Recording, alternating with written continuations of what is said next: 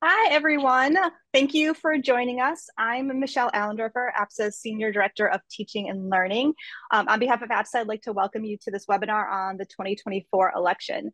This is the second in a series of webinars that APSA will be hosting, focusing on the election through a variety of different perspectives and approaches. Before we get started, I just had a few housekeeping notes.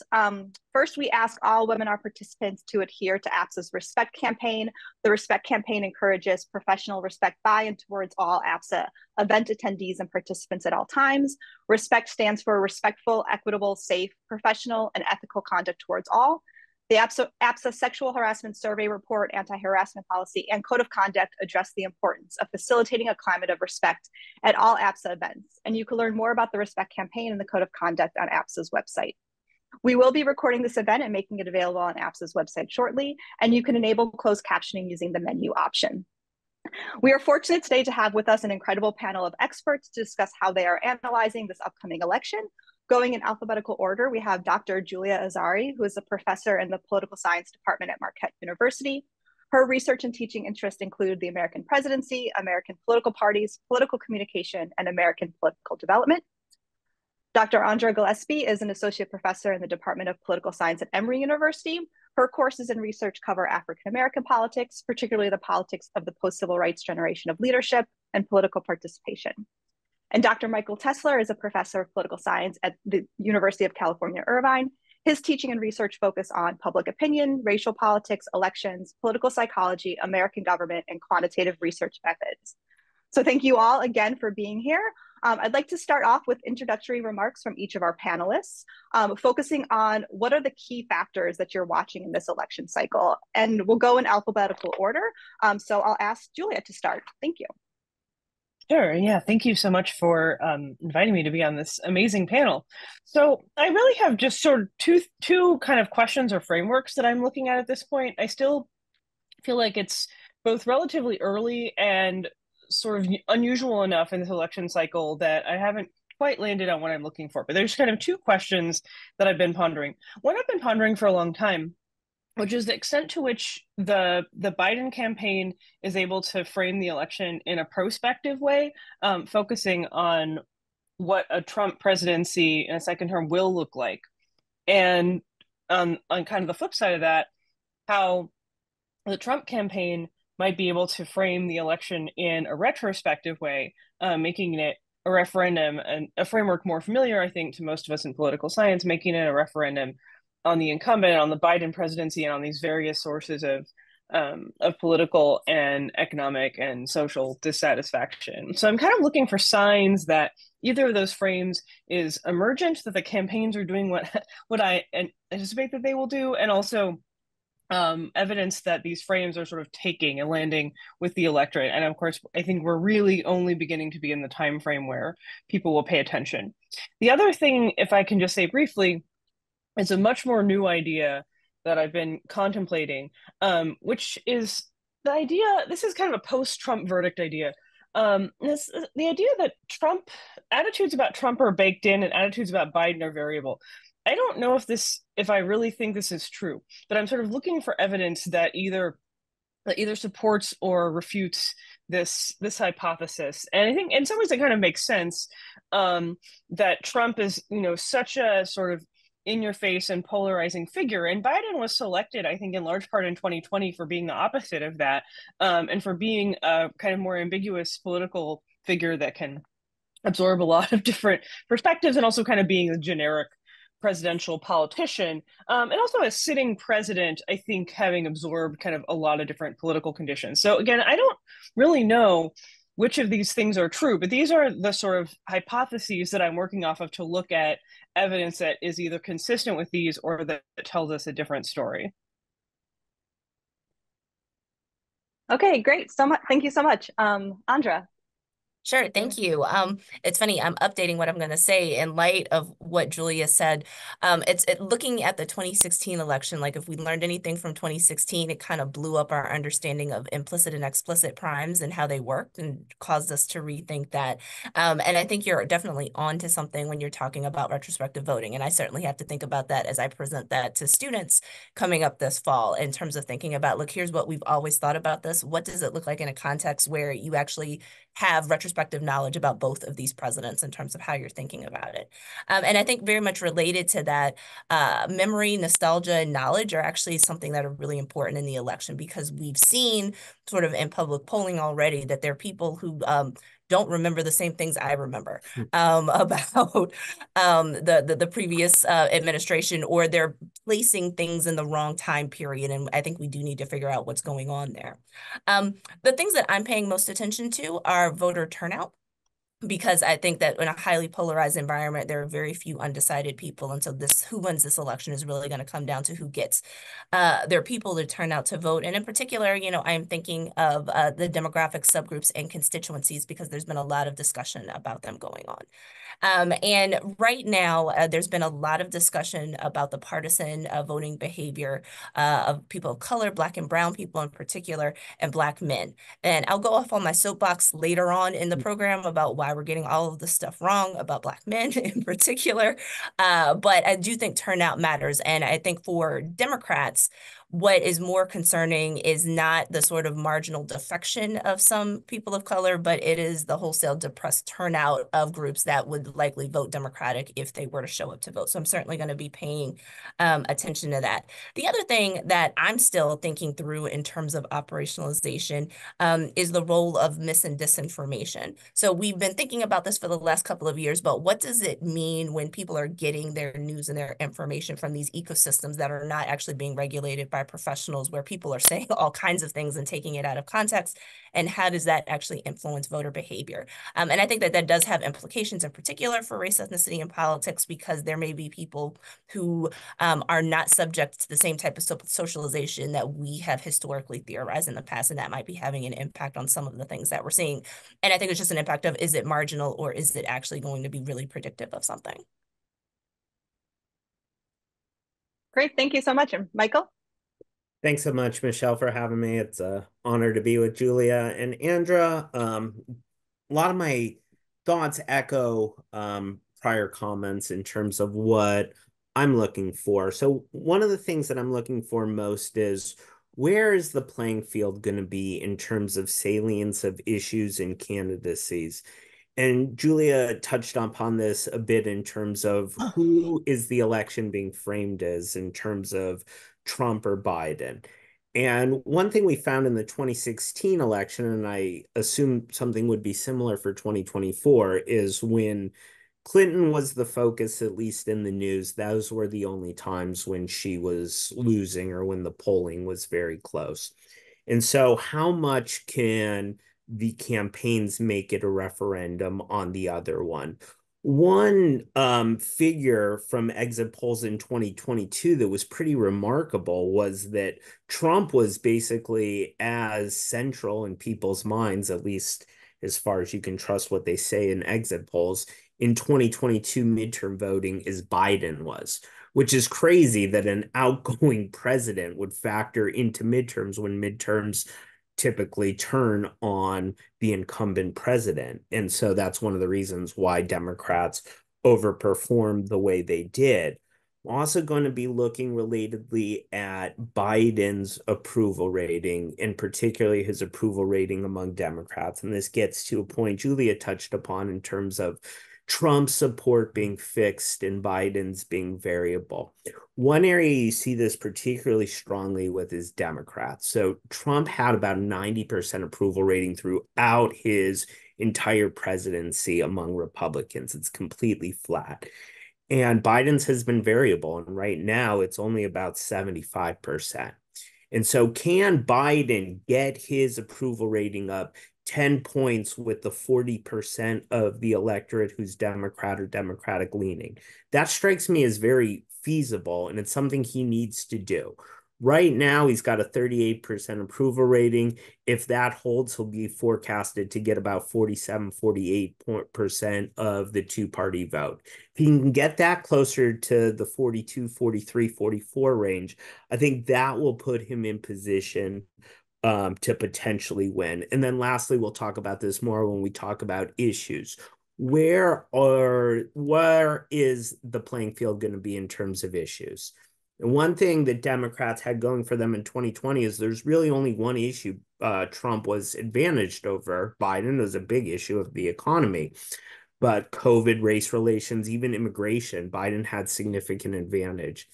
And now Biden has a very, very significant disadvantage when it comes to immigration. Immigration has shifted right, it's shifted in priority. And so, to the extent that the election is about abortion and democracy, advantage Dems. To the extent it's about immigration and inflation, advantage Republicans. And so, I always talk to my students about where is the playing field decided on. And so, we'll see how the campaign takes shape, and that could be decisive. Great, thank you so much. So, of course, the news cycle moves very quickly, but it was just a couple of weeks ago that Trump was convicted on 34 counts of falsifying business records. And then just last week, Hunter Biden being convicted on 3 counts of federal or felony gun charges. So I guess my question here is, what impact, if any, do you expect either of these sets of convictions to have on the campaign and then also the election outcome? I can start. Okay. I don't think that these two will have much bearing. These are things that actually fit into existing frames where people already have hard and set points of view. And so I don't think anything really changed this. So for Republican or perhaps Republican leaning voters, they weren't going to be swayed by the Stormy Daniels thing because it didn't actually seem like it was that big of a deal, relatively speaking. So, it was the one that was considered the weakest. I think most polling suggested that people's opinions were already kind of in the places that they were. And so I don't think that this conviction did anything but reinforce what people already thought. The Hunter Biden one is also interesting. I mean, aside from the fact that this is an apples to pears comparison, because, one is a former president and one is never going to be president, and he's not on the ballot. I think the larger issue for Republican leaning voters and what a lot of them have said was this is the tip of the iceberg. So I think because they have been primed by conservative media to think that this is connected to other things, right? I think they are looking towards that tax case because they are looking for dirt to come out about where the Bidens got their money from, because they've been hearing for years that this money is coming from shady sources, and that the Hunter Biden and James Biden, President Biden's brother, have made goo gobs of money off of this. So I think they're waiting for that particular shoe to drop, but I think most of this is already kind of baked in. Yeah, my thoughts largely echo that. I do think I do think any conviction was unlikely to move the needle that much, but as Andra said, this was the weakest case. I remember when seeing the indictment and I was like, that's it? Because that is not a big enough one. It's largely seen as a politically motivated prosecution, and it's easy to fit into existing narratives. I do think that the documents case of any of them could have potentially moved the needle, in that the evidence was so straightforward, the misconduct so brazen, and you can frame it in terms of national security, that he's literally hiding war plans in the toilet. That is not a good look. And so maybe that moves the needle a little bit. And so, yeah, it won't do anything to damage Trump's support.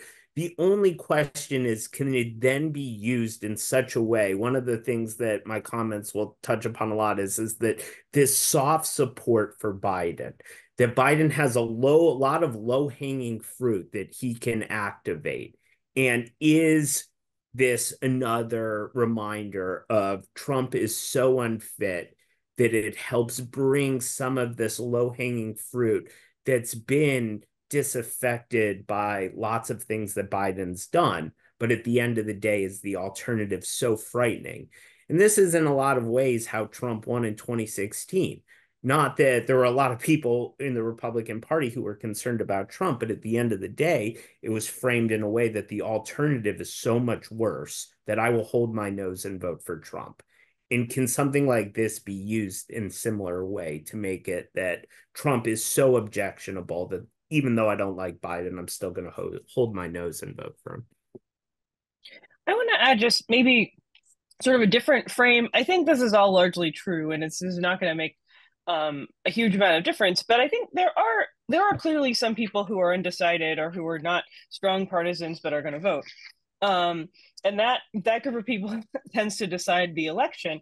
And there does actually seem to be a little bit of movement among those, but also I think on the one hand, this is a way to sort of frame, to kind of, for the Biden campaign, to make this the particularly salient thing about Trump and crowd out other Trump narratives. So to the extent that the Trump campaign is forced to respond to that in some way, that is time they're not spending on the narrative of things were great when Trump was president and they've been terrible now that Biden's in office. And so I think, again, I don't think that's going to cause some massive shift, but it might change the minds of a few voters who haven't decided in an election that appears that it might be close. But so there's another side of this too that I can't help but think about.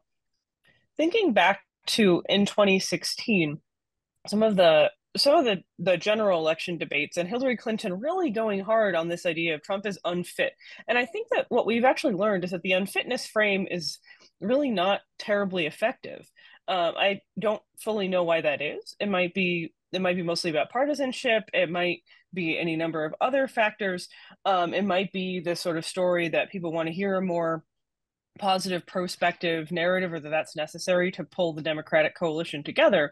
But either way, I do sort of have this other sort of set of ideas about what might happen in that campaign, and the prospect of overemphasizing this at the expense of saying something again kind of more forward looking that would highlight some of the issues that Micah was talking about in his earlier remarks. Great, thanks so much. And this touches on something that was mentioned in a lot of the opening remarks, moving us along to talking about the polls. So what, keeping in mind all of our usual caveats about talking about the polls, what are you currently seeing? What are some dynamics or trends that you think are noteworthy that we should be keeping an eye on? And then what does that mean for the outcome of the election?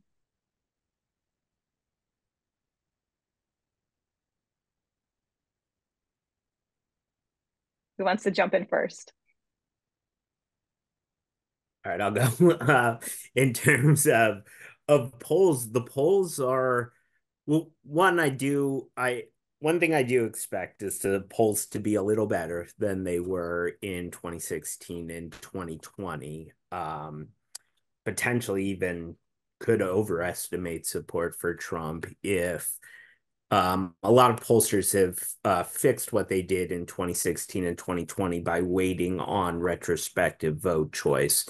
And if turnout differs in such a way as some less supportive Trump people that are harder to reach don't turn out and vote for him, then could be actually overestimating. But that's all impossible to know right now. What is very concerning from the Biden campaign is when you look at the polls in 2020, there was never a time when the polls were close in 2020. From basically March forward through the remainder of the election, they were incredibly stable, more stable than they'd been in any election, which Sides and Vavrick would refer to as calcification, is that people are so hardened in their view of these two candidates that there's very little room for movement.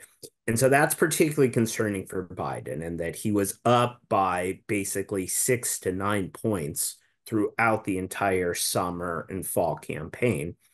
And now there has not been a time in 2024 where he's been leading in the polling averages. And the 538 polling averages, it's pretty consistent at around a point advantage nationally. I do think that there'll probably be less of a disconnect between national polls and the Electoral College for reasons we can discuss later. But Biden still is probably going to have to win the national vote by 1 or 2 points to pull out an Electoral College victory. So that has me pretty pessimistic on Biden's chances. The stability of the polls and the contrast between 2020, when he was never losing, to right now when he's never been winning. I mean, I think what the polls are telling us is that this election is going to be close, which in an era of hyperpartisanship, we should have predicted. I'm not more sanguine or more optimistic in that I'm not trying to predict who's going to win the election. But I think the caveats that I would provide in terms of poll interpretation are one, just the general idea of noisiness, kind of the farther out you get from an election. So I think we're still very much in the noisy period, and I expect that there's going to be some, contraction as we get closer to election day. And in particular, a lot of the national polls right now are still, their sample universes are still registered voters and not likely voters. And so like that's part of what's going on here is that there are people who are getting polled who may ultimately not end up showing up to vote in the election. And so I think we just need to be more cautious consumers of this and teach our students in particular what to look for in a survey, to pay attention to margins of error, to pay attention to who the sample universes are. And then also to like read a poll and interpret it correctly so that we know what's a statistical tie versus what is an actual tie. And so the fact that, almost all of these polls, with a few exceptions, are within the margin of error, I think is something that should be pointed out even when reporters don't actually interpret those polls that way. So I said I would go off on my soapbox about misinterpreting polls, particularly with minority samples, subsamples, I should point out, is people have been saying a lot about Black voters using subsample in sizes of like 1, 2, 300, and like without taking into account sort of just how big those margins are and how noisy this data looks like. And so like it has just been a bane of my existence this election cycle, to have to explain I can't say a whole lot about a horse race when you only talked to 200 people.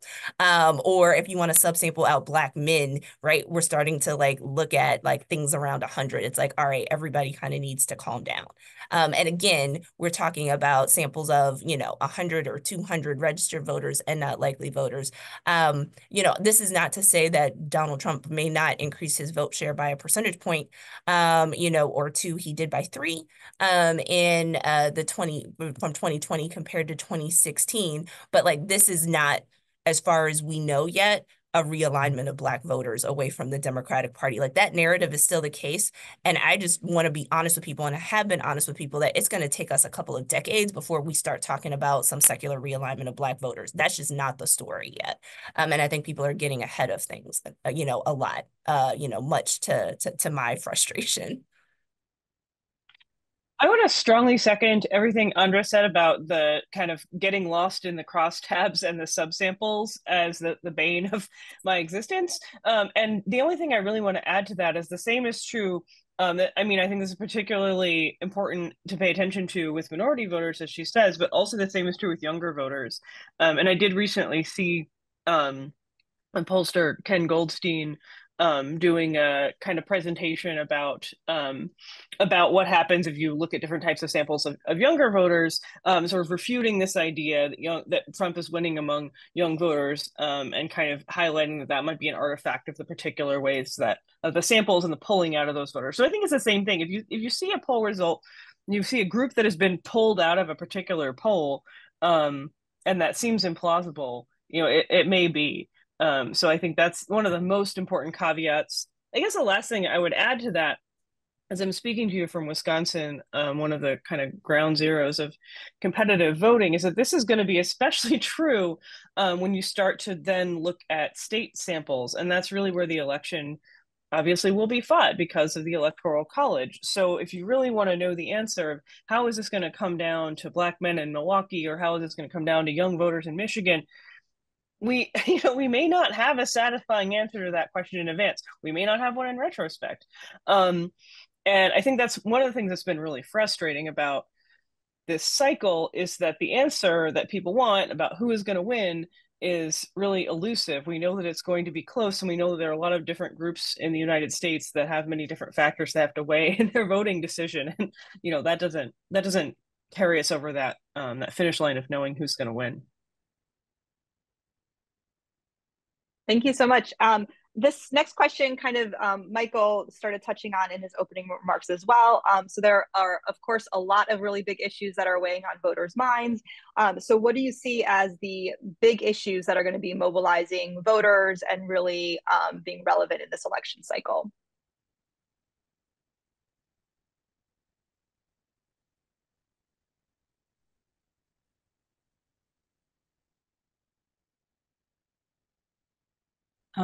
You want me to kick off here? I mean, I want to kick off with this sort of uncertainty that elections are what mobilize voters. At the same time, we do know that there's something to be said for voter turnout increases, or people are more likely to vote, I guess I should say, when they perceive an important difference between the two parties. So there, I mean, I think that one of the answers is fairly obvious on abortion. This will be the first presidential election since Dobbs, obviously. So, you know, we'll see there. That's one of the issues that I'm sort of looking at. I've been contemplating a little bit about climate as well, and to the extent that this might be something that'll be emphasized by the Biden campaign in order to draw some kind of contrast between themselves and Trump. The interplay between substantive issues and democracy, I think, is sort of the third thing I'll be looking at there. But yeah, I think my read of what we know from political science makes this a really tricky question to answer. So I'll punt to my fellow panelists and let them try to answer. I mean, I think sort of the historic sort of challenge is thinking about how messages are mobilizable, right? Especially since we know mobilization works in and of itself.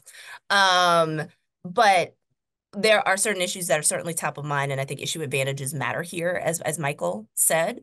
And I think the issues are different depending on what media ecosystem you happen to be consuming news in. So I think kind of universally, there are lots of concerns about inflation and the economy, right? And I think, you know, issue advantage is going to matter there. But if you get your news from conservative news sources, you spent the last 4 years hearing about how horrible the border is. And so that's a top of mind issue. And you've also spent 4 years hearing about how the Biden administration messed it up. So that, and probably all of the predispositions that made you watch those news channels anyway, are probably going to, you know, predict your likelihood of voting for Donald Trump in the election. We know, so some of our colleagues in public health have certainly been looking at data, looking at how more salient abortion and reproductive rights have become in the wake of the Dobbs decision. And so what they've noticed is a stability in terms of attitudes about abortion among Republicans, but that certainly is increased in salience amongst Democrats. And especially that and the successes of the 2022 cycle, it's not surprising that we're seeing Democrats mention reproductive rights issues you know, throughout their campaigns, and they're still going to use that because they think it's effective in reaching women and young voters. I think that there may be some ways that you could see organizing around certain types of issues that could have that could be significant, sort of, you know, not necessarily on the margins, but in very targeted and localized perspectives. So of course, I am very interested to see how the war in Israel is going to affect voters in Michigan, right? Because Michigan is a battleground state. Nationally, I probably wouldn't rank it as salient necessarily, but I think for particular populations, it might actually be an issue. And I think what we're interested in is not just vote choice, but whether or not people choose to express their discontent by not showing up to vote, or whether or not the strategy was to do what Democrats in Michigan did, which was to basically vote uncommitted, to kind of make that an issue and to express their discontent at that moment, but then to come back and vote Biden in the general election. And I think one of the sort of uncertainties is I don't know how this could be messaged or how it could possibly be effective, but I'm going to be really curious to see how the Supreme Court decision about presidential immunity ends up playing out in terms of being able to craft sort of a message of, is this the person who you want to kind of have this much power in an election, or whether or not it actually starts to suggest that there might be a harbinger of arguments that Trump is not going to be able to get away with should his cases be able to come to trial. And so, you know, I do wonder whether or not that's something that could perhaps move the needle or be persuadable for those voters who still haven't made up their minds yet about this election. Yeah, so usually I'd say that issues wouldn't matter too much for reasons Julia said, but there are some issues that are different in terms of being easy issues, being gut felt issues, people having unusually strong opinions about, and two very prominent ones this go around are abortion and immigration, which I touched upon, both rooted in strong identity-based concerns also, which tend to give them more potency. And so I do think those to watch will be particularly critical. In terms of mobilization, though, I think also it's important to note the potential demobilizing effect of the war in Gaza. Usually, I would also say that foreign policy would not have too much of an impact, but we're dealing with two very salient religious groups, clear-cut cases of human rights violations that are going to be, I think, particularly problematic for Biden. I'm working on a piece right now that's called "The Polling Behind Biden's Bind on Israel." Biden's in a really tough spot when it comes to Israel. His coalition is divided. It's his weakest of all approval, even lower than immigration or inflation. He's in the 20s on his approval on handling Israel, Gaza. There was a point in one of the protests at the University of Alabama where the sides actually joined together to chant "fuck Joe Biden" as kind of a exemplar that both sides are going to have something to find problematic with Biden's response. And then also I saw a polling question from YouGov. People tend to think Biden is more supportive of Israel than Trump, and also less supportive of Israel than Trump, which seems kind of crazy, but the focus is on him. And Trump has an easy, I'm supportive of Israel, Israel, Israel, my coalition is united. And then Biden's is divided, especially with a key constituency like young people. And so does that have a demobilizing effort, especially when we get to Chicago in the summer and what you're going to see the scenes there, which should be a unifying convention to bring in disaffected partisanship, instead is going to be scenes of protest from people who should be predisposed to vote Biden over Trump, but are going to be disenchanted with his response to Israel. So I look for that as a potential demobilizing issue that could hurt Biden a lot. Okay, thank you.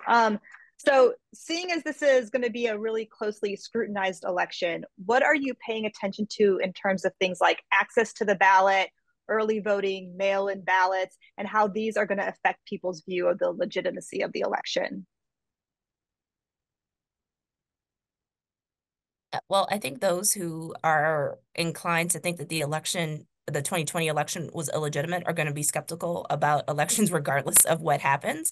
I think an important kind of caveat is the types of election innovations that were put into place in 2020 to accommodate COVID-19, even if they're still in place, are probably less likely to be used because people will do whatever is most convenient for them. And so, and people have made an issue about, say, drop boxes, for instance. And so even if they persist, you don't need a drop box if you normally vote in person, and that's what you continue to do, especially if now early voting has been instituted in your state and you can just go cast your ballot. So I think that there were some things that people were worried about that people have even legislated against kind of in the wake of the 2020 election that were moot points because those were extraordinary circumstances. That doesn't mean that voter suppression isn't an issue or a concern.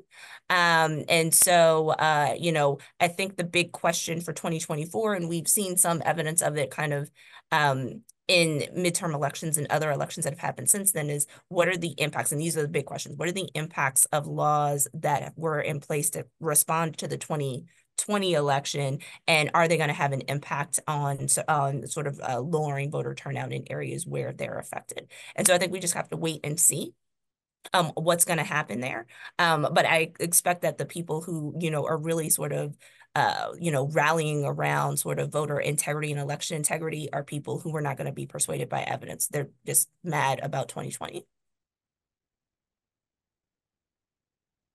Yeah, I'm not as certain about how it'll affect votes or access, but I can say with a great deal of certainty that the calls of legitimacy are going to depend in very large part on what the loser decides to do. My suspicion is that if Trump wins, of course, it'll be a legitimate election for his voters.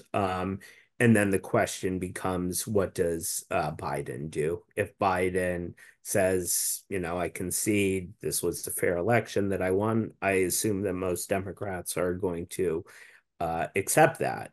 But if Biden loses, the basic entire Republican Party is on record already saying we're not going to accept the results if Trump loses. And that's obviously horrific for democracy. But that's where we are. And so I assume that if Trump wins, most people are going to accept the result as legitimate. If he loses, then 35% of the population, which is basically who the percent who think Biden did not win legitimately in 2020, is going to continue to do so, and no evidence will dissuade them.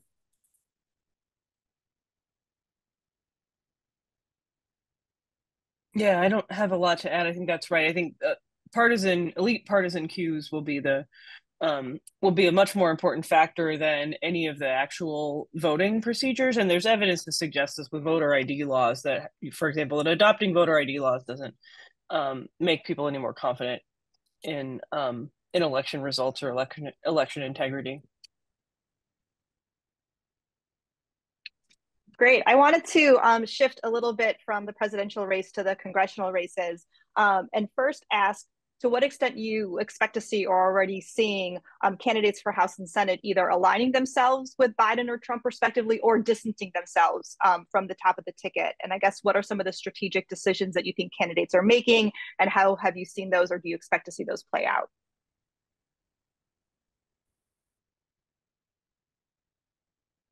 I can say a bit on the Senate in terms of it's a tough map for Democrats, especially in a nationalized election. One thing, so Democrats have three Senate candidates, or three senators right now, who are the highest, what would be called wins above replacement, which means how they poll relative to how their state is in partisanship. And that's Joe Manchin, who'll be gone. And so West Virginia will inevitably be lost. And that's Ohio and Sherrod Brown, and it's Montana and John Tester.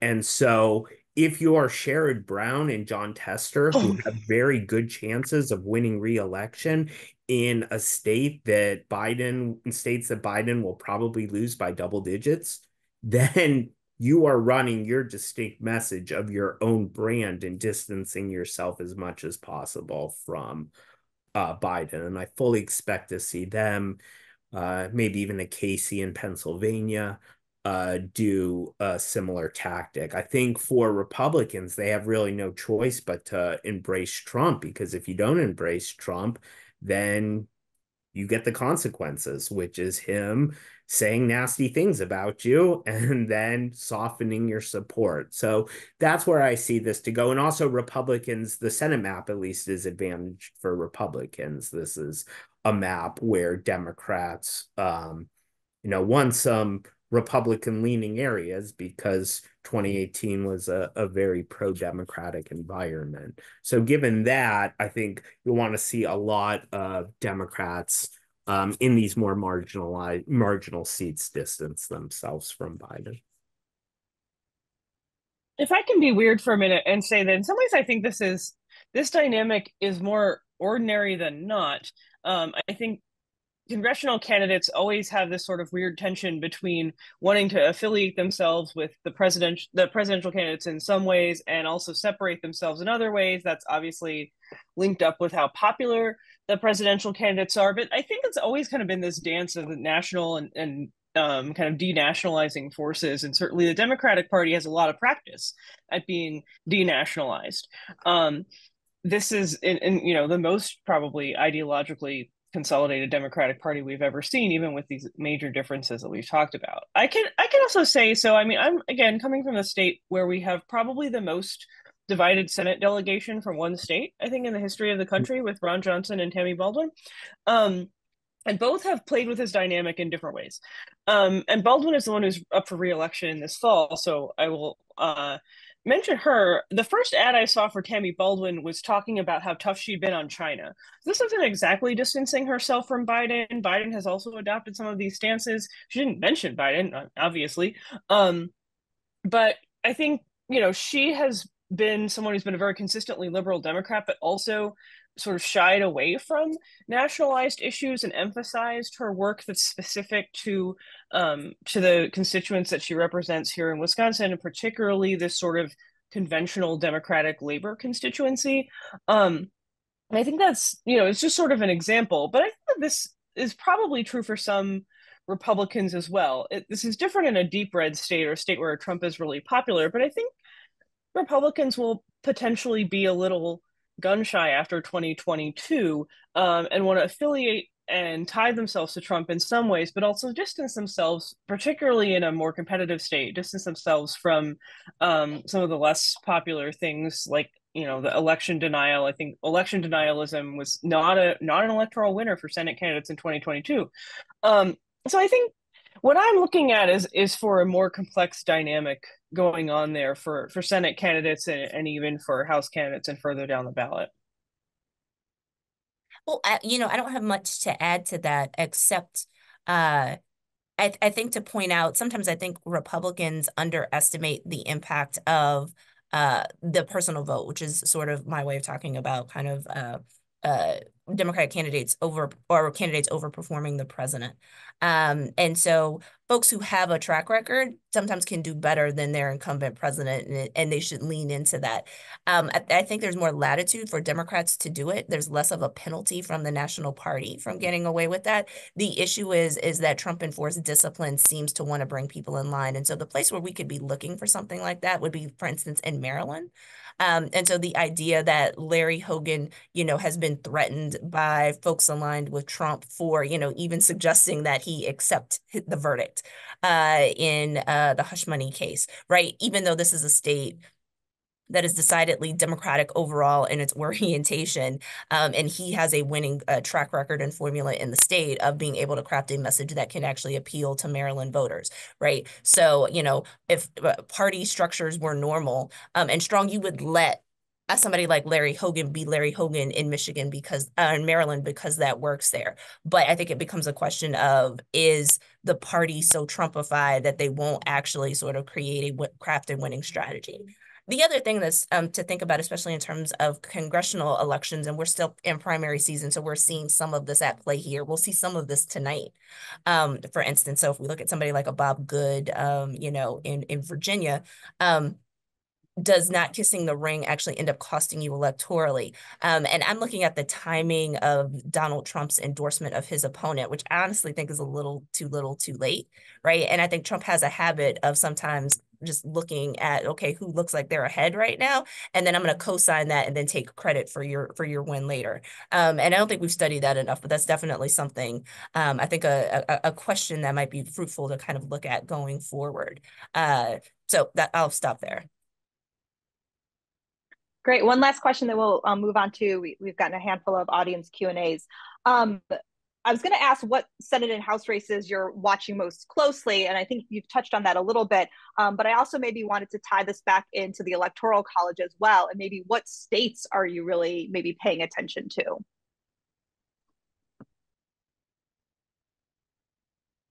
I can start here. I mean, in terms of the battleground states, look at my own state of Georgia, Wisconsin, Michigan, Nevada, Arizona, Pennsylvania, and then some on the second tier. Minnesota has been added, Virginia has been added recently, North Carolina, people are trying to look like they're trying to find that in play. So it's a lot of the usual suspects from the last election cycle, with a couple of old ones left over from the Obama era that, we'll talk about for the summer, and then we'll actually see whether or not some of these still look competitive once we get to September.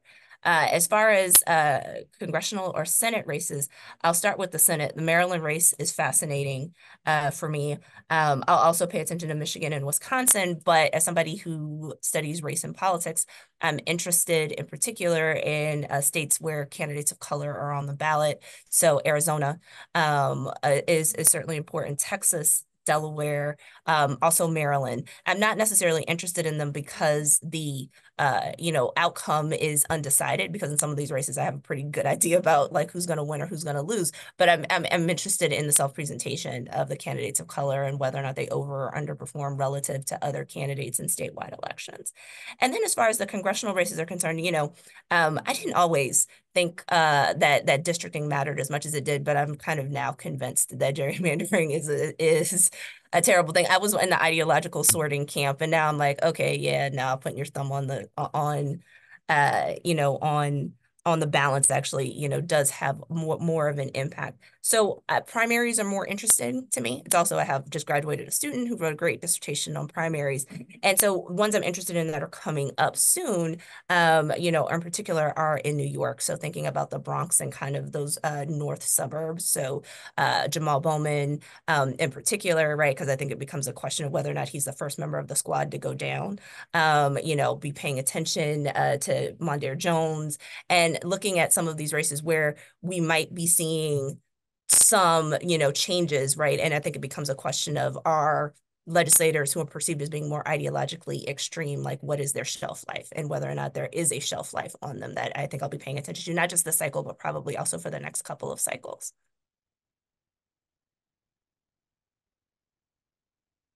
So I'm going to be looking at two specific areas.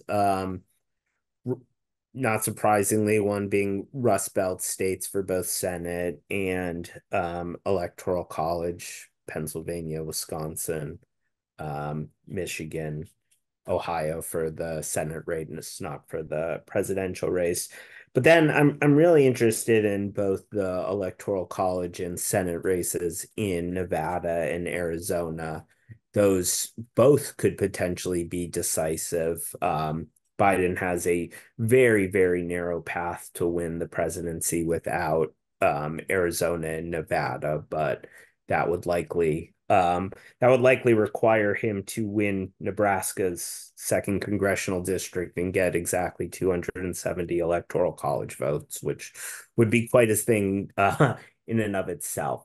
But I do think, especially, the realignment narrative for both Black and Latino voters is grossly overstated, as Andra said. But for Latinx voters, there is a real shift to the right. We saw it in 2020, and we're seeing it in some polling now. And so, does that cost the Democrats not only the presidential election in Arizona and Nevada, but will that take two Democratic seats in the Senate as well?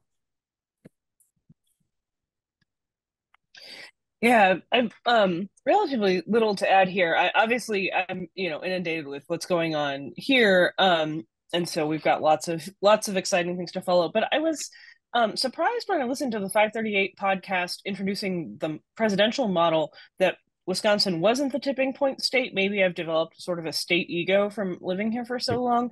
But I believe the most likely tipping point state they identified was Pennsylvania, and the second was North Carolina. And I was surprised by both of those. So I will be sort of looking at that a little bit more closely and maybe building on the developments of the 2020 election, looking at kind of urban-rural dynamics that inform some of these state dynamics in these changing places: Georgia, Arizona, North Carolina, Virginia.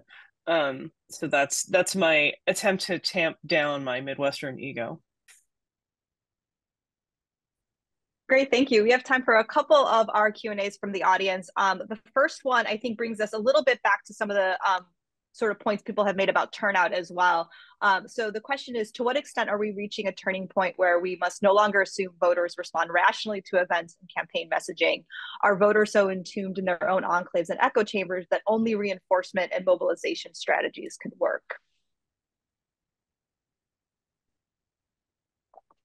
So I will say that there, even in this environment, that there was enough persuasion from 2012 to 2016 to tip the vote for Trump. There were enough of these Obama to Trump voters that switched, that proved decisive, and that there was also enough Trump to Biden voters in 2020 that prove somewhat decisive. It's hard to say because turnout was so different in 2020.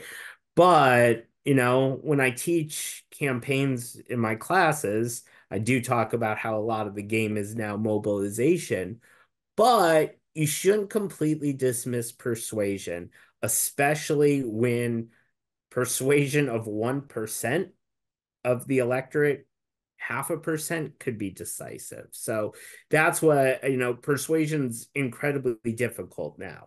But because we're so close, any persuasion is potentially decisive. So I wouldn't completely dismiss persuasion as an avenue.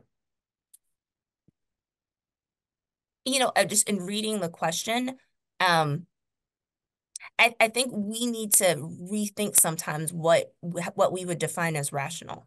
So I think sometimes as academics, and we're elites, whether we like it or not, I think we have a certain idea of what is perceived as irrational that actually people think is perfectly rational. And I think it's our job to dig deep and understand what's the internal logic of people's decisions without casting judgment about why we think that perhaps what they're doing is dumb. And I think if we can understand where they're coming from, it actually gives us a framework by which to specify our models more accurately and then really explain what's going on.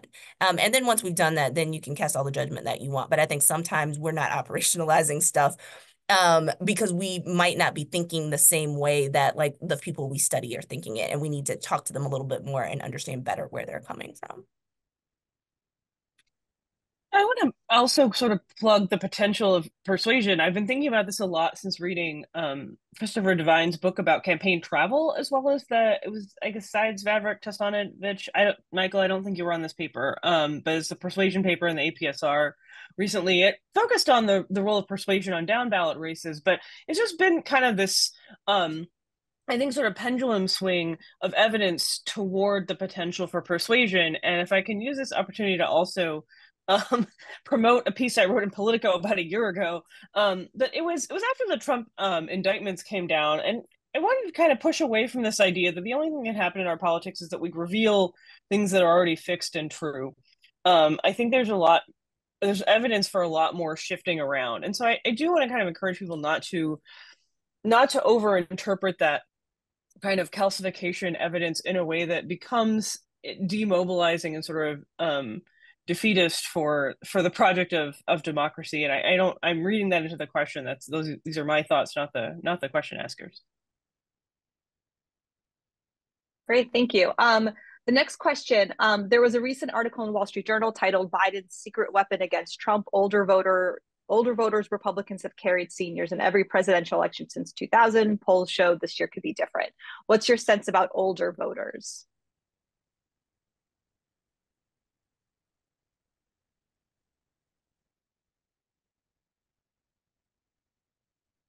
I mean, I think my sense is that any polling data, I'm not going to get too lost in the subsamples and the crosstabs. I do wonder about older voters and the Ukraine and Putin issue. I do wonder about that impact because that is an issue that divides the Republican coalition. And I do wonder about some of this sort of slow sloughing off of the sort of Reagan coalition. This seems to me like another source of that is a sort of embrace of Putin for people who have vivid memories of the politics of the Cold War. That's a good question. I wish I had a better answer to it, but I don't. Yeah, I haven't focused too much on older voters in research this go round, but a couple of things that could potentially swing them towards Biden is institutional memory of what normal politics looks like. And that is something that, people talk about, young voters don't remember what it was like under Trump or we're too young, and that might be some of it. I don't know if that's the case. I haven't looked at the data specifically, but in terms of just longing for normalcy, older voters are going to have more of that. And then also, quite frankly, Trump, despite being 78 years old, is running an explicitly ageist campaign against his rival. So I do wonder how that plays for older voters. My thoughts are very similar to Julia and Michael's. I mean, I think the other thing that I'll think about is that fitness might not be the best message, but I think, is there something else? Are we framing character in a different way? And might older voters, because of their recall of normalcy, sort of apply judgment questions differently and perhaps expect more of a peer? So.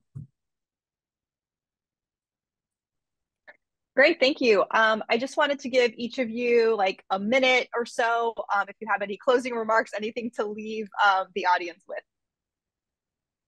We can go maybe reverse alphabetical order this time, so we could start with Michael.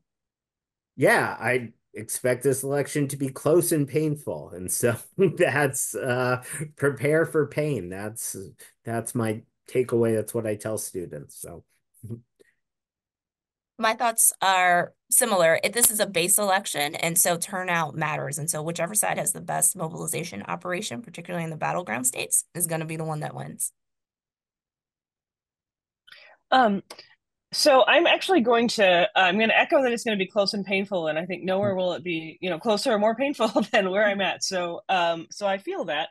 I want to actually answer one of the questions in the chat, if I could, just briefly, because someone asked about VP selection, which we haven't talked about, and I have one thing to say about that, and one thing only, and that's that I think Trump will pick someone who doesn't have their own political base. So I think that that's the way we should be thinking about the candidates instead of endlessly analyzing who has this or that or this demographic or that demographic. I think he's going to want somebody who is dependent on him for their political fortunes and divide out the list that way, and then start thinking about other things. So I just wanted to get my little Veep stakes thing in there. Thank you. Any other thoughts on the VP? just I totally I totally agree with Julia, and I see Burgum gaining traction in both the headlines and the prediction markets for exactly that reason. Somebody specifically asked about Byron Donalds.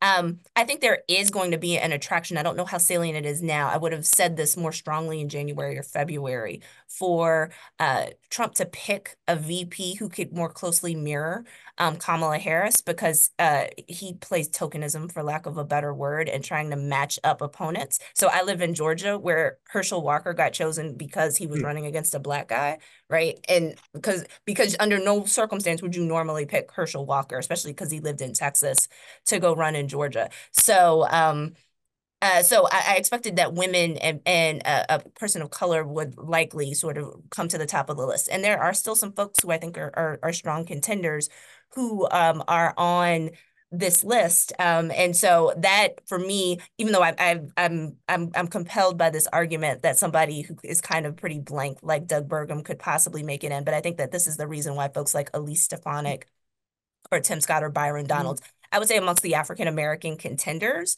Byron Donalds probably doesn't quite have the cachet, perhaps, of a Tim Scott. Ben Carson has come up more recently. But I think the larger question there is, are these candidates going to deliver communities for you? And I don't think that any of the Black candidates on the list could deliver an increase in African-American vote share, right? I think that they fit this traditional moniker of the BP really doesn't matter in terms of affecting overall vote choice. Okay, great. Well, thank you so much. I just wanted to thank all three of our panelists again for joining us and sharing all their insights, and thanks to everyone who is in attendance or watching this later on. Thanks again. Thanks, everyone. Thanks. Bye.